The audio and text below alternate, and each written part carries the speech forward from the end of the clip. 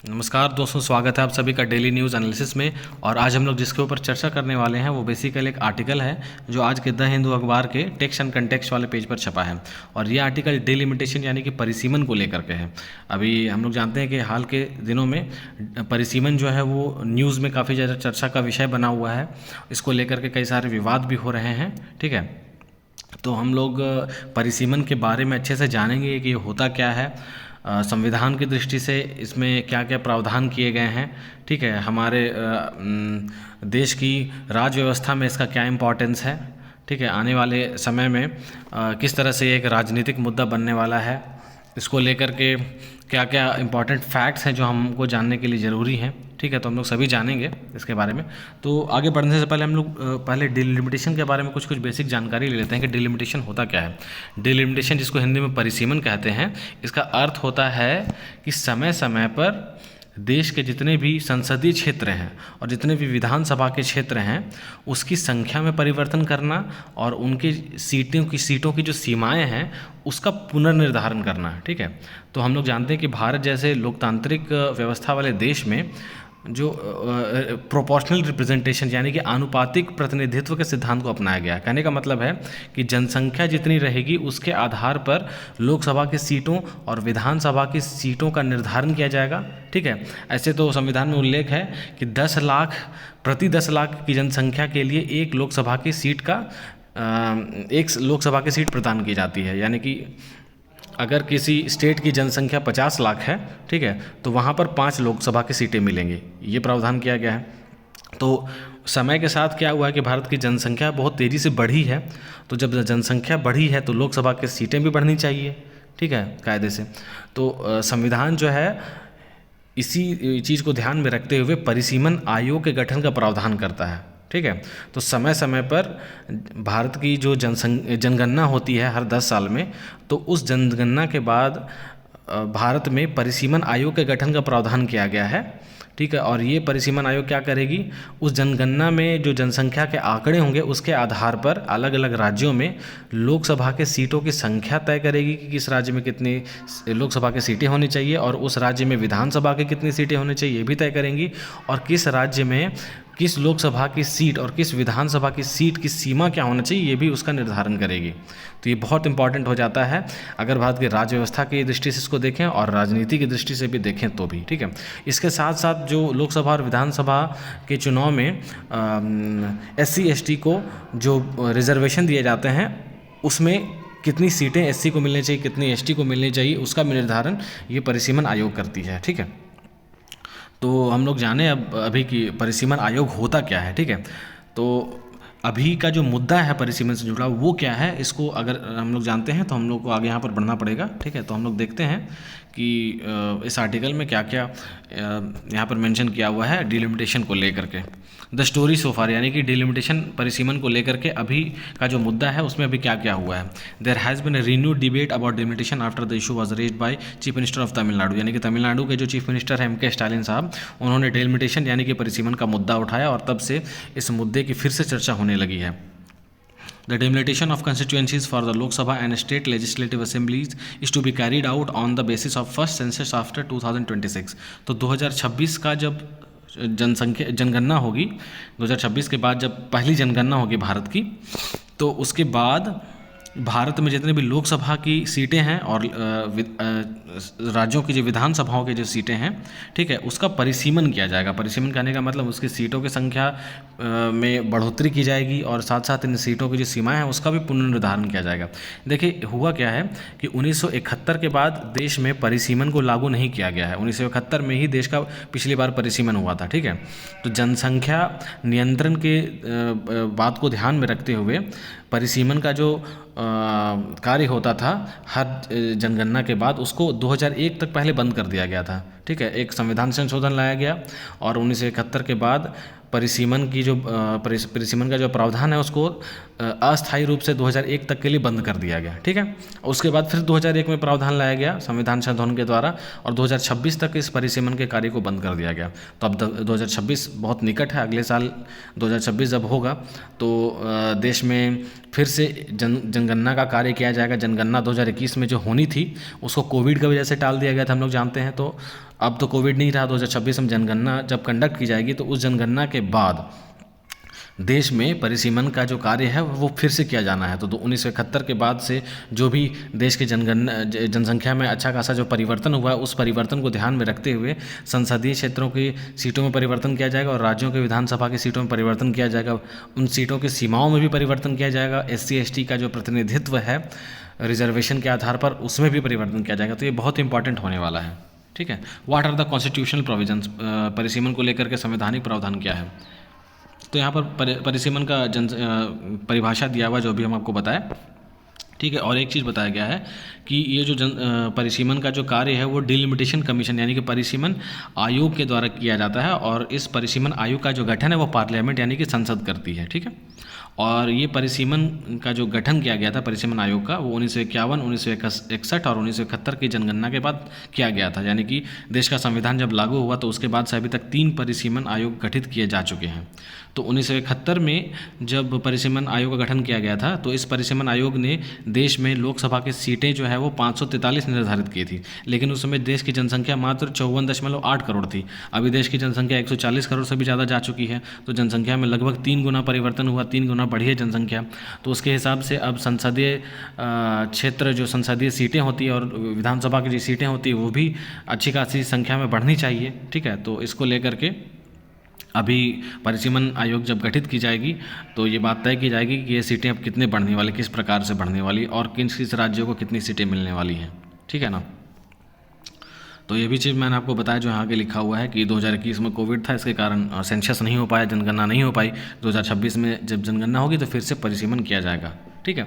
अब लेकिन इसको लेकर के क्या विवाद है वो यहाँ हम लोग आगे देखते हैं। What are the issues. The population explosion that happened in our country during the last 5 decades has been uneven with some states like Uttar Pradesh, Bihar, Madhya Pradesh and Rajasthan having a greater increase than states like Kerala, Tamil Nadu, Karnataka and Andhra Pradesh. तो पिछले 5 दशकों में जो देश में जनसंख्या विस्फोट हुआ है वो देश में समान रूप से नहीं हुआ है। जो भारत के उत्तरी राज्य हैं जैसे कि उत्तर प्रदेश, बिहार, मध्य प्रदेश और राजस्थान, वहाँ पर ये जो जनसंख्या है वो काफ़ी ज़्यादा तेज़ी से बढ़ी है, जबकि दक्षिण भारतीय राज्य जनसंख्या नियंत्रण के कार्य में उत्तरी भारतीय राज्यों के तुलना में काफ़ी अच्छा प्रदर्शन कर पाए हैं और इसके कारण इन राज्यों में जनसंख्या वृद्धि की जो दर है वो उतनी नहीं रही है जितनी कि उत्तरी भारतीय राज्यों में मिली रही है।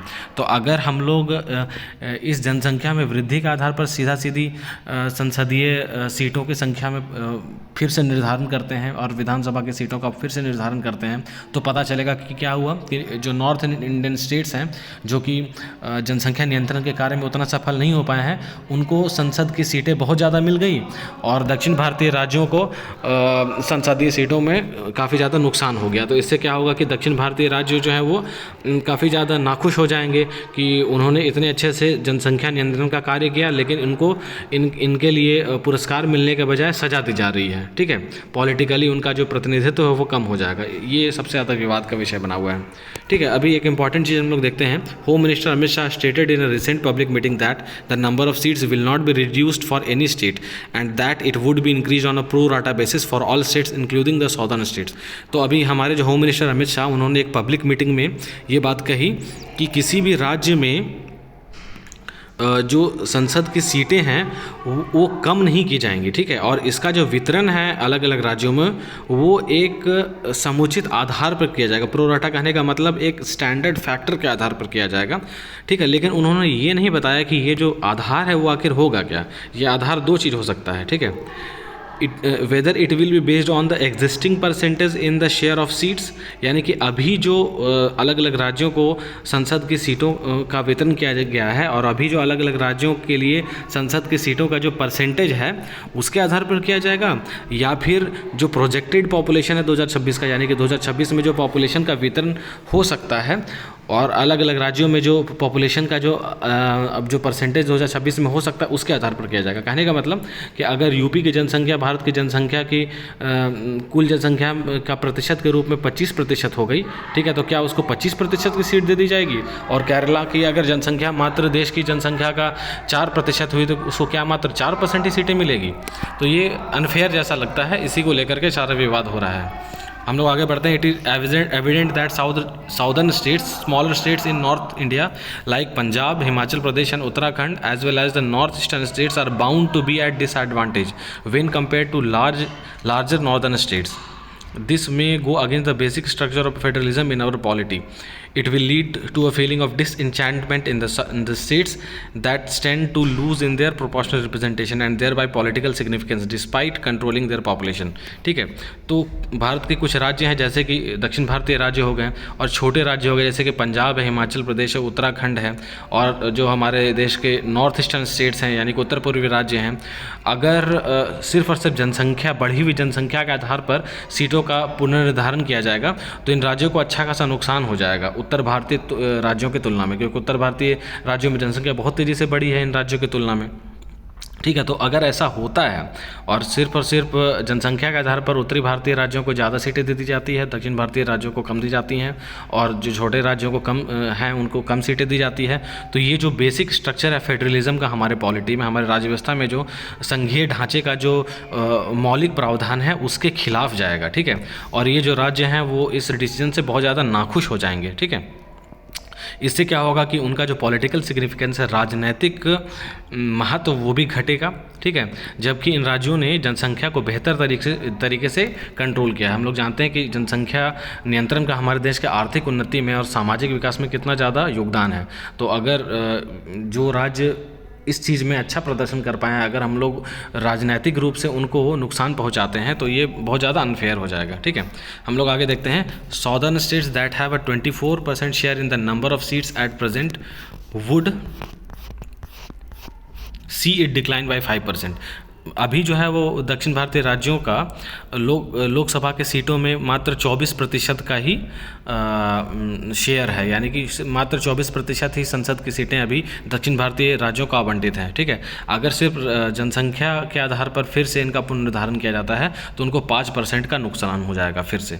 ठीक है, तो उनका जो शेयर है लोकसभा के सीटों में वो 5% और ही गिर जाएगा। अब सॉल्यूशन क्या हो सकता है? तो जो डेमोक्रेसी होती है यानी कि लोकतंत्र होता है, उसमें जनता की जो आकांक्षाएं होती है उसके आधार पर शासन चलाया जाता है। ठीक है, it follows that the government is elected by the majority with the broad principle of one citizen one voter one value. यानी कि लोकतंत्र में क्या होता है कि एक नागरिक एक वोट और एक वोट का वैल्यू के आधार पर हम लोग प्रतिनिधित्व तय करते हैं। ठीक है, However, it is pertinent to note that this principle has been diluted in the interest of population control. लेकिन ये जो सिद्धांत है one citizen one vote one value का, इसको जनसंख्या नियंत्रण को ध्यान में रखते हुए कमज़ोर किया गया है जानबूझ करके, ताकि देश हित में जनसंख्या नियंत्रण को अच्छे तरीके से लागू किया जाए और देश का सही से विकास सुनिश्चित किया जाए, है ना। Since 1976 when the delimitation exercise was postpone for the first time, 1976 में पहली बार ये जो सिद्धांत है one citizen one vote one value का, यानी कि सिर्फ और सिर्फ जनसंख्या के आधार पर लोकतांत्रिक प्रतिनिधित्व को सुनिश्चित कर देना, इसको डाइल्यूट किया गया था। ठीक है, और 1976 में ही पहली बार और डिलिमिटेशन यानी कि परिसीमन का जो कार्य किया जाता था उसको पोस्टपोन किया गया था, है ना। हम लोग और आगे देखते हैं इंपॉर्टेंट चीज़ और क्या लिखा हुआ है कि in a federation like the US the number of seats in the House of Representatives has been capped at 435 since 1913। यानी कि यूएस जैसे बड़े लोकतंत्र में भी 1913 में जो 435 सीटें थी हाउस ऑफ रिप्रेजेंटेटिव का, यानी कि भारत में जिस तरह से लोकसभा है वैसे ही वहाँ पर हाउस ऑफ रिप्रेजेंटेटिव है। 1913 में जब 435 सीटें वहाँ पर निकलकर सामने आई थी परिसीमन के द्वारा, उसको अभी तक लॉक करके रखा गया है, यानी कि 435 से ज़्यादा सीटें वहाँ पर नहीं बढ़ाई गई है। शायद हो सकता है जनसंख्या नियंत्रण को ही ध्यान में रख करके।